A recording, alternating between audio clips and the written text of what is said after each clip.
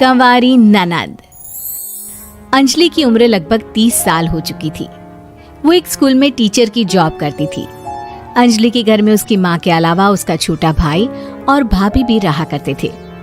30 साल की उम्र होने के बाद भी अंजलि की अब तक शादी नहीं हुई थी। इस बात को लेकर अंजलि की माँ रुक्मिणी देवी काफी परेशान रहा करती थी। माँ, मैं स्कूल जा रही हूँ, जरा मेरा टिफिन तो दे दीजिए। अब क्या पूरी जिंदगी मैं तुझे टिफिन बनाकर देती रहूंगी? अरे कुछ सोचा भी अपने बारे में या बस ऐसे ही? क्या माँ, सुबह सुबह फिर वही बातें लेकर बैठ गई। माँ गलत क्या कह रही है अंजलि दीदी? इतनी उम्र हो चुकी है आपकी, माँ कब तक आपकी सेवा करती रहेंगी? भाभी, मैंने माँ को कब कहा कि मेरी सेवा करो? वैसे भी अपना टिफिन मैं खुद तैयार कर लेती हूँ, बस टेबल से उठाकर देने को ही तो कहा था। वैसे अंजलि दीदी, देखा जाए तो टिफिन उठाकर देने की उम्र तो आपकी है। आपका अपना घर परिवार बच्चे होते तो ये जिम्मेदारी आज आप पूरी कर रही होती। एक बात मेरी समझ में नहीं आती, अगर मेरी शादी नहीं हुई तो इसमें मेरी क्या गलती है और तुम सब लोग मेरे पीछे क्यों पड़े रहते हो? अरे कुछ कहना क्या पीछे पड़े रहना होता है? अपने छोटे भाई को देख, तुझसे 3 साल छोटा है लेकिन 2 बच्चे खेल रहे हैं आंगन में। मुझे आप लोगों की कोई बात नहीं सुननी, जा रही हूँ मैं। और आप में से किसी को मेरा कोई काम करने की जरूरत नहीं है, मैं खुद संभाल लूंगी। इतना कहकर अंजलि वहां से चली जाती है। शाम को जब अंजलि अपने स्कूल से लौटकर घर वापस आती है तो उसने देखा कि पड़ोस वाली निर्मला चाची वहां पर बैठी हुई थी। क्या बात है अंजलि बिटिया, नौकरी करके वापस आ गई? जी चाची जी, कैसी हैं आप? मैं तो ठीक हूँ बेटा, तुम बताओ शादी के बारे में कुछ सोचा या नहीं?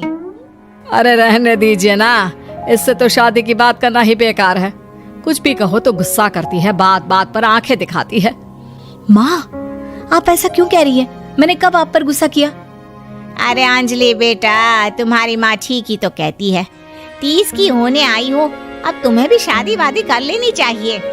चाची जी, आप तो ऐसे कह रही हैं जैसे शादी करने से मैंने मना किया हो।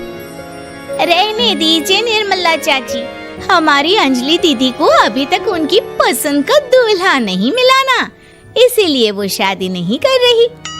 भाभी, ऐसी कोई बात नहीं है। अरे तो फिर क्या बात है?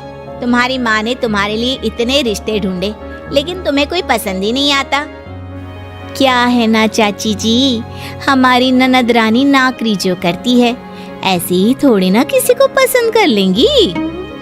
अरे भाई, नौकरी का घमंड है तो बात अलग है, कोई और बात हो तो बताओ, कोई रास्ता निकाला जाए। नहीं नहीं चाची जी, कोई बात नहीं है, बस मुझे अभी तक अपनी पसंद का कोई मिला नहीं है। सुन लिया आपने, इस लड़की के तो पर निकल आए हैं और इतनी उम्र में अपनी पसंद का कोई मिलेगा भी नहीं इसे। माँ, आप मेरी शादी को लेकर हमेशा मुझे ताने क्यों मारती रहती हैं? अपनी माँ की बातें तो ताने लगती है। ताने हैं? बताओ, मैंने कुछ गलत कहा क्या? देखो, ये सब छोड़ो, मेरी दूर की बुआ का बेटा है, उसकी अभी शादी नहीं हुई है, उम्र होगी कोई 34-35 साल। आप कहें तो बात आगे बढ़ाऊं? अरे हाँ हाँ, क्यों नहीं, ये भी कोई पूछने की बात है। अरे जल्दी से लड़के को यहाँ बुला लो। माँ, आप मुझसे पूछे बिना मेरी शादी की बात करने जा रही हैं और मेरी उम्र 30 भी पूरी नहीं हुई है। निर्मला चाची कह रही है कि वो लड़का 35 साल का है। अंजलि दीदी, आपको क्या लगता है इस उम्र में कोई फिल्म का हीरो आएगा आपके लिए? देखिए, अब पसंद और नापसंद की बात तो रहने दीजिए, पसंद करने की उम्र तो आपकी निकल चुकी। अब तो जो भी मिले उसी से शादी कर लीजिए, इसी में भलाई है। तेरी भाभी बिल्कुल ठीक कह रही है। अब जैसा रिश्ता मिले उसके लिए हाँ कर देना, ताकि हम भी गंगा नहाए। ठीक है, चलिए मैं उस लड़के को कहती हूँ, वो कल ही अंजलि को देखने आ जाएगा।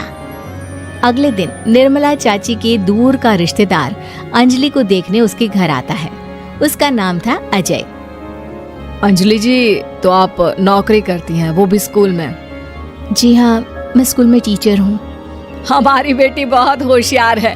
अरे पढ़ने लिखने में इतनी होशियार है, इसीलिए तो इसकी नौकरी लगी है स्कूल में। हाँ हाँ ठीक है आंटी जी, जरा मुझे भी तो बात करने दीजिए आपकी बेटी से। जी पूछिए ना, क्या पूछना चाहते हैं? अंजलि मैडम, ये तो बताइए कि आपने अभी तक शादी क्यों नहीं की? बस ऐसे ही, कहीं कोई रिश्ता पसंद नहीं आया इसलिए। लेकिन क्या मैं आपसे पूछ सकती हूँ कि आपने शादी क्यों नहीं की? अंजलि, क्या कर रही हो तुम? लड़कियों को इस तरह की बातें नहीं शोभा देती। रहने दीजिए आंटी जी, आपकी बेटी काफी पढ़ी लिखी है, मैं उनके सवाल का जवाब दे ही देता हूँ। वो क्या है ना, मुझे भी अभी तक अपनी पसंद की कोई लड़की नहीं मिली। अच्छा, कोई बात नहीं। वैसे आपकी तनख्वाह कितनी है? कितना कमा लेती हैं महीने का? जी यही कोई 25,000 महीने। बस 25,000? इतने से क्या होता है? इतने से तो आजकल घर भी नहीं चलता। आपके कहने का क्या मतलब है? अरे मैं तो ये सोच कर आया था कि नौकरी वाली लड़की है, आराम से 40,000 कमाती होगी। माफ कीजिएगा, आपका और मेरा रिश्ता नहीं हो सकता। जी कोई बात नहीं, मुझे भी आपके साथ शादी करने में कोई इंटरेस्ट नहीं है। अंजलि, किस तरह की बात कर रही हो? घर आए रिश्ते को ठुकरा रही हो तुम। दीदी, अब इस उम्र में आपको इतनी अकड़ नहीं दिखानी चाहिए। अच्छा खासा रिश्ता हाथ से निकल गया, कहीं ऐसा ना हो कि जिंदगी भर कुंवारी ही रह जाओ आप। कुछ दिन और ऐसे ही निकल जाते हैं और अंजलि की शादी कभी नहीं होती। अंजलि के परिवार वाले बिंदास उसे ताने मारते रहते हैं, लेकिन अंजलि एक बड़ी नौकरी की तैयारी करती है और उसमें सिलेक्ट होने के बाद अंजलि को एक बहुत बड़ी नौकरी मिल जाती है। अब तो दीदी के नखरे और भी ज्यादा बढ़ जाएंगे भाई। अब तो इतनी बड़ी नौकरी जो लगी है, अब इनकी शादी होने से रही। माँ, मुझे नौकरी के लिए दूसरे शहर जाना पड़ेगा। आप जानती हैं ये बहुत बड़ी जॉब है और इसमें पैसे भी बहुत ज्यादा मिलेंगे। अच्छा, कितने पैसे मिलेंगे बेटा? माँ, मुझे हर महीने 90,000 सैलरी मिलेगी। क्या? अरे वाह वाह, ये तो बहुत अच्छी बात है। लेकिन फायदा क्या? कितने भी पैसे मिले, शादी तो हुई नहीं ना तुम्हारी। अंजलि नौकरी करने के लिए दूसरे शहर में चली जाती है और जब कुछ महीनों के बाद वो वापस घर आती है तो उसे अपने पति के साथ देखकर उसके घर वाले हैरान रह जाते हैं।